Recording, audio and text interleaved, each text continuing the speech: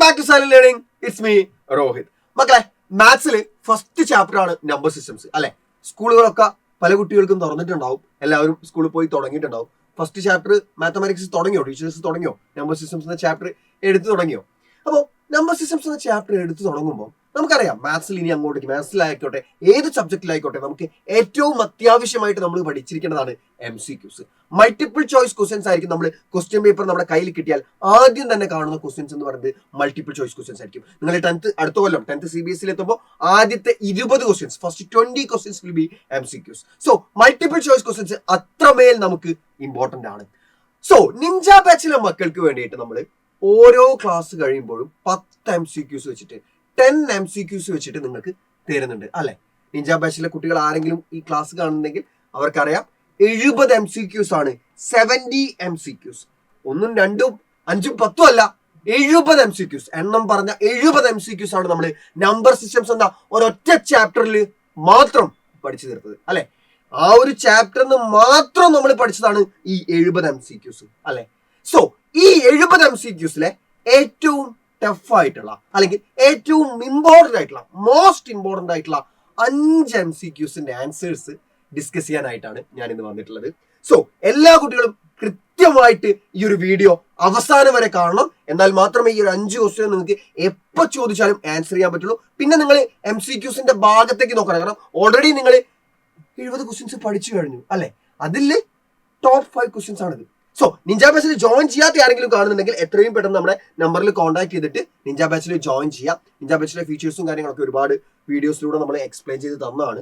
Daily live classes ഉണ്ടാവും, എല്ലാ സബ്ജക്ട്സും ഉണ്ടാവും. അതോടൊപ്പം തന്നെ നമുക്ക് എക്സാംസ്, ഓരോ ചാപ്റ്റേഴ്സ് കഴിയുമ്പോഴും അതിന് യൂണിറ്റ് ടെസ്റ്റ് ഉണ്ടാവും, മൊഡ്യൂൾ എക്സാംസ് ഉണ്ടാവും, ടൈം എക്സാം ഉണ്ടാവും, മോഡൽ എക്സാംസ് ഉണ്ടാവും. എക്സാംസിന്റെ ഒരു നീണ്ട നിര തന്നെ നിങ്ങൾക്ക് വേണ്ടിയിട്ട് സെറ്റ് ആക്കി വെച്ചിട്ടുണ്ട്. അതോടൊപ്പം നിങ്ങൾക്ക് MCQs, ഓരോ ക്ലാസ് കഴിയുമ്പോഴും MCQസും അതിന്റെ നോട്ട്സും, ആ ക്ലാസ്സിന്റെ നോട്ട്സും ആപ്പിൽ അവൈലബിൾ ആയിരിക്കും. അങ്ങനെ ഒട്ടനവധി ഫീച്ചേഴ്സ് ഉള്ള ബാച്ചാണ് നിഞ്ച ബാച്ച്. ഒരു കൊല്ലത്തേക്ക് ടോട്ടൽ വരുന്ന ഫീസാണ് 2999 എന്ന് പറയുന്നത്. നമ്മളൊരു ഷർട്ടും ഒരു പാന്റും എടുക്കുന്ന ഒരു പൈസ അല്ലെ. ഒരു ജീൻസും ഒരു ഷർട്ടും എടുത്താൽ മതി, ഒരു ടീഷർട്ടും എടുത്താൽ മതി, ഈ എമൗണ്ട് ആയി. സോ ഇതൊരു കൊല്ലത്തേക്ക് എല്ലാ സബ്ജക്റ്റിനും കൂടെയുള്ള ഫീസാണ്. സോ കൃത്യമായിട്ട് ഈ ഒരു നമ്പറിൽ കോൺടാക്ട് ചെയ്തിട്ട് ആരെങ്കിലും ഏതെങ്കിലും മക്കൾ ജോയിൻ ചെയ്യാനുണ്ടെങ്കിൽ ജോയിൻ ചെയ്യാം. സോ നമ്മുടെ ഫസ്റ്റ് ക്വസ്റ്റ്യനിലേക്ക് നമുക്ക് പോവാം. If sum of the rational numbers between 7 and 11 are written in the form m/6, അതായത് 7ന്റെ 11ന്റെ ഇൻ ബിറ്റ്വീൻ ഉള്ള കുറച്ച് റാഷണൽ നമ്പേഴ്സ് m/6 എന്ന ഫോമിലാണ് റെപ്രസെന്റ് ചെയ്തിട്ടുള്ളത്. എന്ത് ഫോമിലാണ്? m/6 എന്ന ഫോമിൽ റെപ്രസെന്റ് ചെയ്തിട്ടുണ്ട്. 7ന്റെയും 11ന്റെയും ഇടയിലുള്ള കുറച്ച് റാഷണൽ നമ്പേഴ്സ് റെപ്രസെന്റ് ചെയ്തിട്ടുള്ളത് m/6 എന്നുള്ള ഫോമിലാണ്. Okay, then integer values of m lie between. അങ്ങനെയാണെങ്കിൽ എമ്മിന്റെ ഇന്റിജർ വാല്യൂസ് ഏതൊക്കെ നമ്പേഴ്സിന്റെ ഇൻ ബിറ്റ്വീൻ ആയിരിക്കുന്നതാണ് നമ്മൾ ചോദിക്കുന്നത്. അപ്പോൾ 7ന്റെ 11ന്റെ ഇൻ ബിറ്റ്വീൻ ആണെങ്കിൽ m എന്ന ഫോമിലാണ് ഉള്ളതെന്ന് വിചാരിക്കാം. നമ്പേഴ്സ് m എന്ന ഫോമിലാണെങ്കിൽ അതിന്റെ വാല്യൂസ് ഇവിടെ നിന്ന് ഇവിടെ വരിക 7 to 11, 7ന്റെ 11ന്റെ ഇടയിലായിരിക്കും. പക്ഷെ ഇവിടെ m/6 എന്നാ പറയുന്നത്. അപ്പൊ മക്കൾ ഇത്ര മാത്രം ആലോചിക്കുക, 7നെയും 11നെയും നിങ്ങൾ ഫ്രാക്ഷൻ ആക്കി മാറ്റണം. എങ്ങനെയാ? അടിയിൽ 6 വരുന്ന ഫ്രാക്ഷൻ ആക്കി 7നെ 11നെ നിങ്ങൾ മാറ്റുക. അടിയിൽ 6 വരുന്ന ഫ്രാക്ഷൻ ആക്കിയിട്ട് 7നെ 11നെ മാറ്റുക. അപ്പൊ 7 നമ്മൾ എങ്ങനെയാ അടിയിൽ 6 വരുന്ന ഫ്രാക്ഷൻ ആക്കി മാറ്റുക? എങ്ങനെയാ മാറ്റുക? 7 is equal to 7 മക്കള് 6/6 കൊണ്ട് മൾട്ടിപ്ലൈ ചെയ്യാം. 6/6ന്റെ വാല്യൂ എത്രയാ? 1. 7നെ 1 കൊണ്ട് മൾട്ടിപ്ലൈ ചെയ്താൽ അതിന്റെ വാല്യൂ എന്തെങ്കിലും മാറ്റമുണ്ടോ? ഒരു മാറ്റമില്ല അല്ലെ. സോ 7 നമ്മൾ 6 കൊണ്ട് മൾട്ടിപ്ലൈ ചെയ്തു. 7 into 6 എത്രയാണ്? ഇതെങ്ങനെ മൾട്ടിപ്ലൈ ചെയ്യാം? ന്യൂമറേറ്ററിന് മാത്രം മൾട്ടിപ്ലൈ ചെയ്താൽ മതി അല്ലെ. 7 to 6 എത്രയാ? 42 ഡിവൈഡഡ് ബൈ 6 എന്ന് എഴുതി 7. അതേപോലെ 11 നമുക്ക് എന്ത് ചെയ്യാം? 11 into 6/6 ചെയ്യാം. 11 into 6/6 എത്രയാ? 6/6 1 ആണ്. 11 into 1 11 തന്നെയാണ്, വാല്യൂ ഒരു മാറ്റവും വരില്ല. സോ 11 into 6 എത്രയാ? ന്യൂമറേറ്ററിന് മാത്രം മൾട്ടിപ്ലൈ 66 ഡിവൈഡഡ് ബൈ 6 എന്ന് വന്നു. സോ നമുക്ക് എന്ത് എഴുതാം? ഈ ഒരു സാധനത്തെ നമുക്ക് മാറ്റിയിട്ട് 7ന് പകരം 42/6 എന്ന് എഴുതാം, കോമ, പിന്നെ m/6 വരും അല്ലെ, അതിന്റെ ഇൻ ബിറ്റ്വീൻ ഉള്ളത്, പിന്നെ 66/6. അപ്പോ 66/6ന്റെയും 42/6ന്റെ ഇൻ ബിറ്റ്വീൻ ഉള്ള റാഷണൽ നമ്പേഴ്സിനെ അവർ റെപ്രസെന്റ് ചെയ്തിട്ടുള്ളത് m/6 എന്നാ. എടാ 42/6ന്റെ 66/6ന്റെ ഇൻ ബിറ്റ്വീൻ ഉള്ള റാഷണൽ നമ്പേഴ്സ് ഏതൊക്കെ വരിക?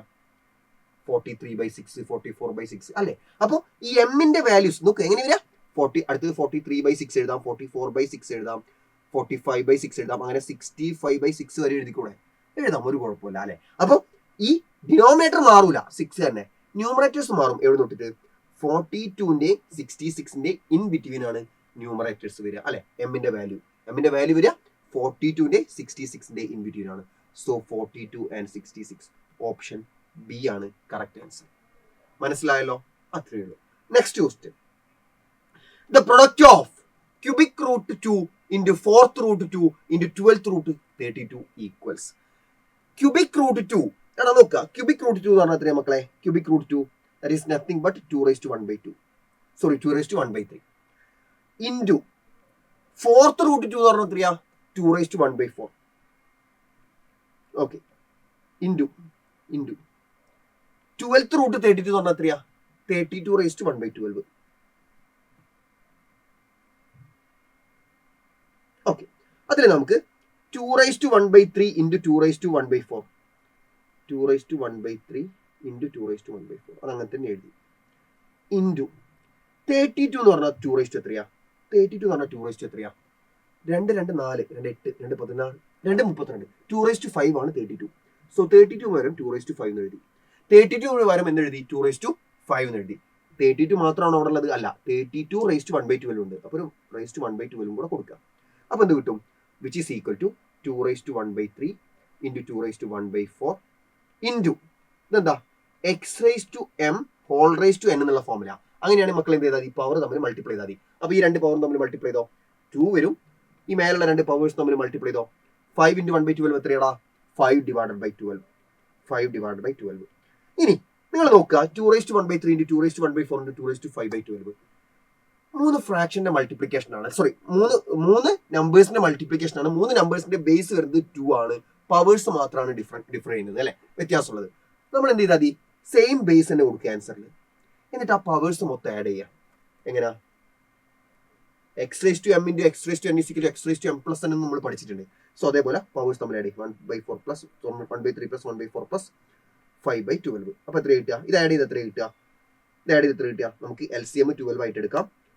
3 എത്ര കൊണ്ട് മൾട്ടിപ്ലൈ ചെയ്താൽ 12 കിട്ടുക? 4 ഉണ്ട്. അതിനെ കൊണ്ട് ന്യൂമറേറ്റർ മൾട്ടിപ്ലൈ 1 1 4 കൊണ്ട് മൾട്ടിപ്ലൈ ചെയ്താൽ 4 പ്ലസ് 4 എത്ര കൊണ്ട് മൾട്ടിപ്ലൈ ചെയ്താൽ 12 കിട്ടുക? 3 കൊണ്ട്. അതിനെ കൊണ്ട് ന്യൂമറേറ്റർ മൾട്ടിപ്ലൈ 3 into 1 3 പ്ലസ് 12 എത്ര കൊണ്ട് മൾട്ടിപ്ലൈ ചെയ്താൽ 12 കിട്ടുക? 1 ഉണ്ട്. ആ 1നെ കൊണ്ട് numerator multiply 1 into 5 5. So total 3 4 3 7 7 5 7 plus 5 12. 12 divided by 12 1 എന്ന് വന്നു. സോ 2 raised to 1 എന്ന് ആൻസർ കിട്ടി. 2 raised to 1 എന്ന് പറഞ്ഞാൽ എത്രയാ? വെറും 2. 2 raised to 1 എന്ന് പറഞ്ഞാൽ 2 ആണ്. ഓപ്ഷനിൽ 2 ഉണ്ടോ നോക്ക്. യെസ്, ഓപ്ഷൻ ബി ആണ് കറക്റ്റ് ആൻസർ. സിമ്പിൾ ആയിട്ട് നമ്മൾ ചെയ്തില്ലേ? ഈ ഒരു ഫ്രാക്ഷന്റെ അഡീഷൻ മാത്രമേ ഞാൻ കുറച്ചൊന്ന് സ്പീഡാക്കി പറഞ്ഞു പോയിട്ടുള്ളൂ. നിങ്ങളത് ചെറിയ ക്ലാസ് തൊട്ടേ പഠിക്കുന്നതാണ്, അതുകൊണ്ടാണ് കുറച്ച് സ്പീഡാക്കി പറഞ്ഞു പോയത്. സോ ക്രിസ്റ്റൽ ക്ലിയർ ആയിട്ട് മനസ്സിലായിട്ടെന്ന് വിചാരിക്കുന്നു. നമ്മുടെ മൂന്നാമത്തെ ക്വസ്റ്റ്യനിലേക്ക് നമ്മൾ ഇതാ പോകുന്നു. അമ്മേ, എന്തായാലും ഇത് കഥ. 4th root of 3rd root of 2 square. 4th root of 3rd root of 2 square. Simple ആണ്. 4th root of 3rd root of എന്താണ്? 2 square. Cubic root of 3rd root of same ആണ്. 2 square എന്ന് പറഞ്ഞാൽ 2 square എന്ന് പറഞ്ഞാൽ 4 അല്ലേ? Okay, അതവിടെ വെക്കുക. ഇനി നോക്കുക, ഇതെന്താ? എടാ 3rd root of 4 എന്ന് പറഞ്ഞാൽ എത്രയാ? 3rd root of 4 എന്ന് പറഞ്ഞാൽ 4 raised to 1/3 ആണ്. 4 raised to 1/3. സി നോക്കുക, 3rd root of 4 എന്ന് പറഞ്ഞാൽ 4 raised to 1/3 ആണ്. അതിന്റെ 4th root എന്ന് പറഞ്ഞാൽ അത് raised to 1/4 ആണ്. ആ സാധനം raised to 1/4. അപ്പൊ ടോട്ടൽ എത്രയായി? 4 raised to ഇത് രണ്ടും തമ്മിൽ മൾട്ടിപ്ലൈ 1/3 into 1/4 എത്രയാ? 1/3 into 1/4 1 by numerator 1 into 1 1. Denominator 3 into 4 12. 4 raised to 1/12. ഇനി എന്ത് ചെയ്യാം? ആ 4നെ നമുക്ക് എങ്ങനെ എഴുതാം? 4 എന്ന് പറഞ്ഞാൽ 2 square അല്ലേ? 4ന് പകരം 2 square എഴുതി. സോ 4 raised to എത്രയാണ് അവിടെ ഉള്ളത്? 1/12 എഴുതി. ഓക്കെ, ഇതെങ്ങനെ വരിക? 2 raised to രണ്ട് പവർ തമ്മിൽ മൾട്ടിപ്ലൈ 2 into 1/12. 2 into 1/12 എത്രയാ? 2 into 1 2 ആണ്. 2/12 എന്ന് വരും. 2/12 അഥവാ 2 raised to 2/12 കട്ട് ചെയ്താൽ 2 കൊണ്ട് കട്ട് ചെയ്താൽ 1/6. 2 raised to 1/6 ന് ആൻസർ കിട്ടി. 2 raised to 1/6. ഓപ്ഷൻ ഏതാ? ഓപ്ഷൻ സി ആണ് correct answer. Next question. 2 raised to 1/6. Next question. 5th root 6 into 5th root 6 is equal to 5th root 6 into 5th root 6. എടാ 5th root 6 നമുക്ക് എങ്ങനെ എഴുതാം 6⁻1/5 എന്ന് എഴുതാം അല്ലെ ഇൻറ്റു 5th റൂട്ട് 6 അടുത്തതും 6⁻1/5 അപ്പൊ എത്രയായി 6⁻1/5 6⁻1/5 x⁻m into x⁻n x⁻m plus n x⁻6 രണ്ട് പവറും കൂടെ ആഡ് ചെയ്യും 1/5 plus 1/5 സോ അത് എത്രയാവും 6⁻2/5 ഡിനോമിനേറ്റർ സെയിം ആണല്ലോ സോ സെയിം ഡിനോമിനേറ്ററിന് ആൻസറിൽ കൊടുക്കുക ന്യൂമറേറ്റേഴ്സ് തമ്മിൽ ആഡ് ചെയ്തു 1 + 1 2 6⁻2/5 6⁻2/5 എനിക്ക് എങ്ങനെ മാറ്റി എഴുതാം 6² whole⁻1/5 എന്ന് എഴുതിക്കൂടെ whole⁻1/5 എഴുതിക്കൂടെ കുഴപ്പമൊന്നുമില്ലല്ലോ 6² whole⁻1/5 എന്ന് എഴുതി നിങ്ങൾ മൾട്ടിപ്ലൈ നോക്ക് ഇത് മൾട്ടിപ്ലൈ 2 × 1/5 എന്ന് പറഞ്ഞാൽ 2/5 അല്ലേ റെഡിയാണ് ഒരു വ്യത്യാസമില്ല ഓക്കെ സോ 6² എന്ന് പറഞ്ഞാൽ 36 36⁻1/5 36⁻1/5 എന്ന് പറഞ്ഞതിന്റെ മീനിങ് എന്താ റേസ്റ്റ് 1/n എന്ന് പറഞ്ഞാൽ nth റൂട്ട് എന്നാണ് മീനിങ് അപ്പൊ റേസ്റ്റ് 1/5 എന്ന് പറഞ്ഞാൽ 5th റൂട്ട് 36 എന്നാണ് മീനിങ് സി റേസ്റ്റ് 1/5 എന്ന് പറഞ്ഞാൽ 5th റൂട്ട് എന്നാണ് മീനിങ്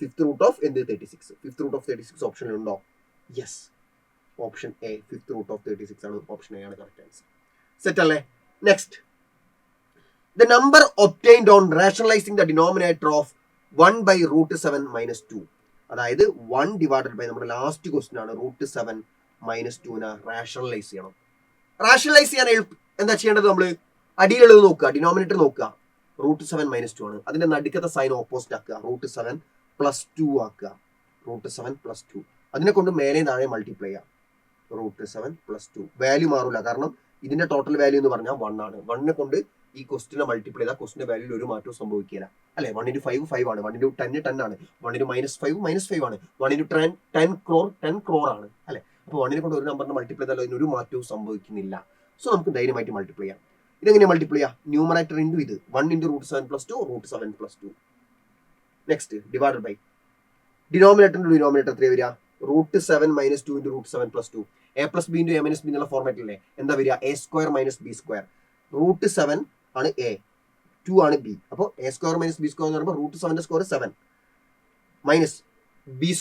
b എന്ന് പറഞ്ഞാൽ 2 ആണ് b ന്റെ സ്ക്വയർ എന്ന് പറഞ്ഞാൽ 2 ന്റെ square 4 okay so √7 + 2 divided by 7 - 4 3 3 ഓപ്ഷനിൽ √7 + 2 ഡിവൈഡ് ബൈ 3 ഉണ്ട് നോക്ക് യെസ് ഫസ്റ്റ് ഓപ്ഷൻ കഴിഞ്ഞു ഇതാണ് 5 ക്വസ്റ്റ്യൻസ് എന്ന് പറയുന്നത് സോ ബാക്കിയുള്ള ക്വസ്റ്റ്യൻസും ഇമ്പോർട്ടന്റ് ആണ് നമ്മൾ പഠിച്ച 70 ക്വസ്റ്റ്യൻസിൽ എല്ലാ ക്വസ്റ്റ്യൻസും ഇമ്പോർട്ടന്റ് ആണ് അതിൽ ഞാനൊരു 5 ക്വസ്റ്റ്യൻ കുറച്ചുകൂടെ ടോപ്പ് പ്രയോറിറ്റി ഉള്ള ഒരു 5 ക്വസ്റ്റ്യൻ ഡിസ്കസ് ചെയ്തു എന്ന് മാത്രം സോ മക്കളെ കൃത്യമായിട്ട് പഠിച്ചോളാം ഈ ചാപ്റ്ററിൽ എക്സാമിന് സ്കൂളിൽ ടീച്ചർ നടത്തുന്ന യൂണിറ്റ് ടെസ്റ്റിന് മുഴുവൻ മാർക്കും എല്ലാ കുട്ടികളും വാങ്ങിക്കൊള്ളുക